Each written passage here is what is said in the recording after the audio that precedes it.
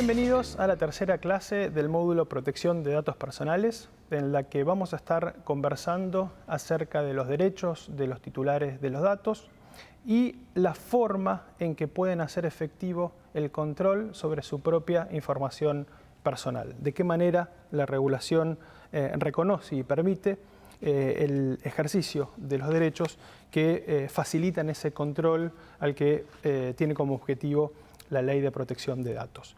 Estos derechos son conocidos en algunas jurisdicciones como los derechos ARCO por la primera letra de acceso, rectificación, cancelación y oposición, que son los nombres de cada uno de estos derechos. El primero de ellos, el derecho de acceso, es el que le permite a una persona tomar conocimiento de los datos personales a los que se encuentran procesando en una base de datos. O sea, es el derecho que le permite a una persona presentarse ante una organización y obligar a esa organización a manifestarle si procesa sus datos personales y qué tipo de información está procesando sobre su persona. Adicionalmente, también permite conocer cuáles son las fuentes de esta información, cuáles son las finalidades para las cuales se van a utilizar los datos, quiénes son los posibles destinatarios y, en definitiva, conocer qué datos personales se están procesando sobre su persona. El siguiente derecho es el derecho de rectificación.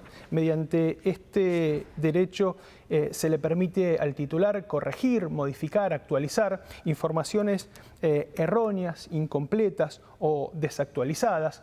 En este caso, el titular va a tener que demostrar que existe un error sobre los datos de su persona que se encuentran registrados y una vez que se acredite ese error, va a permitirle obligar a la organización que esté procesando su información incorrecta a corregirla y también a notificar a cualquier otro destinatario al que le haya enviado la información incorrecta o desactualizada.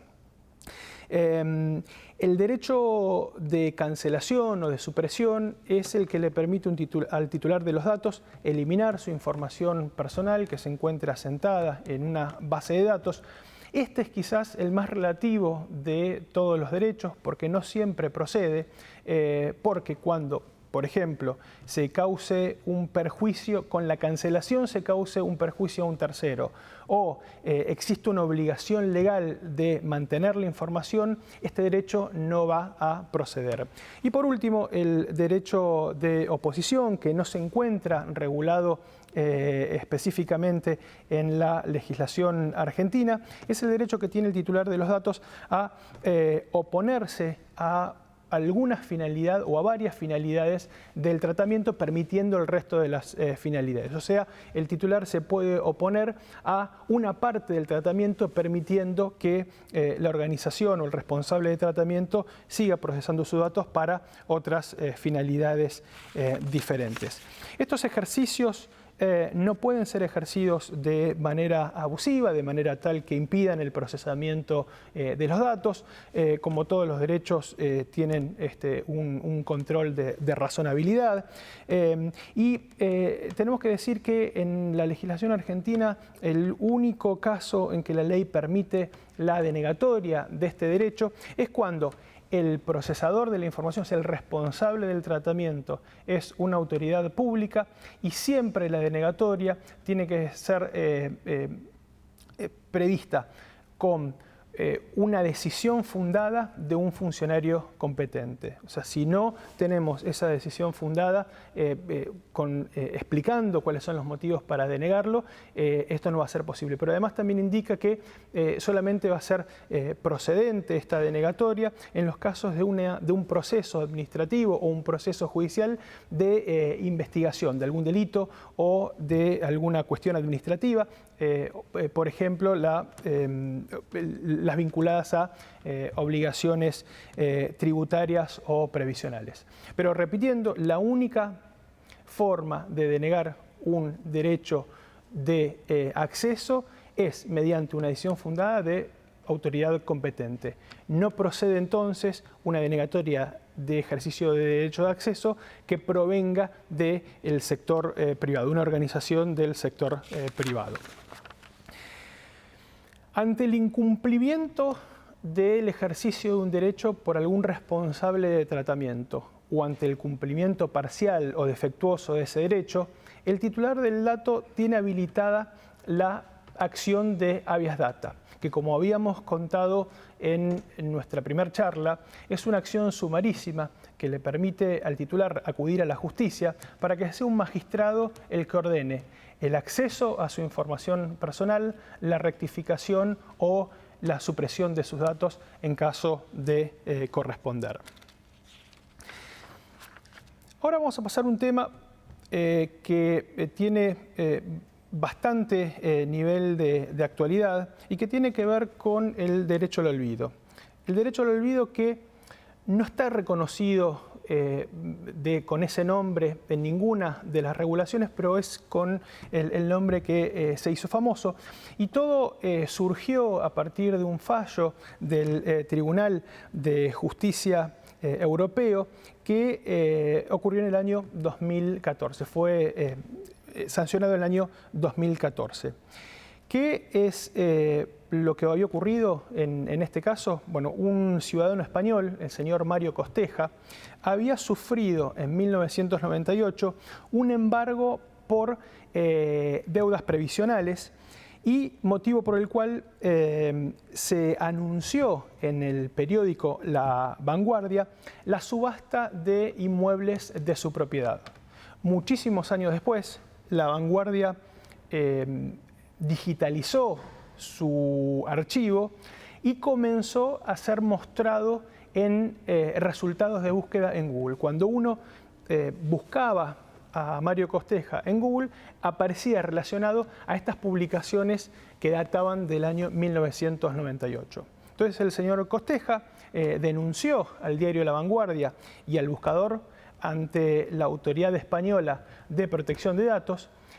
La autoridad española desestimó el pedido contra La Vanguardia porque entendía que la información era correcta y estaba siendo procesada por el periódico de manera conforme a la ley, pero lo hizo procedente contra el buscador Google. ¿Por qué? Porque estimaba que violaba la Directiva Europea sobre protección de datos personales. ¿Cuáles son los argumentos que utilizó el Tribunal Europeo? Perdón, anteriormente Google demandó ante el Tribunal Europeo a la agencia española quejándose por la orden que le había dado, y el Tribunal Europeo sí procede a resolver el caso mediante los siguientes argumentos. En primer lugar, lo que hace el buscador es un procesamiento de datos. O sea, por primera vez se establece que la actividad del buscador de Internet es una actividad de procesamiento de datos. Que ese procesamiento lo hace basado en el interés legítimo. O sea, la base legal que permite a Google hacer ese procesamiento es el interés legítimo. Que, por lo tanto, el buscador tiene que cumplir con la regulación europea de protección de datos. Y entre esas regulaciones está el ejercicio de los derechos por parte de los titulares. Y en el caso puntual del señor Costeja, si bien reconoce que la información es cierta, o sea que cumple con los principios de calidad, por el mero transcurso del tiempo había dejado de ser relevante y ordena la desindexación de esos avisos en los que se contaba acerca de la subasta de los inmuebles del señor Costeja. Entonces esto fue la primera vez que un tribunal ordena que se olvide el pasado de una persona, que se olvide que un dato que era cierto y fidedigno. Entonces dio lugar a lo que se conoce como el derecho al olvido. En nuestro país tuvimos una experiencia también bastante reciente y que es el fallo conocido como Rodríguez María Belén contra Google sobre daños y perjuicios, en los que el Tribunal Superior de la República Argentina, la Corte Suprema de Justicia de la Nación, tienen la oportunidad de resolver en una materia de un contenido bastante similar a lo que vivimos con la sentencia del Tribunal Europeo.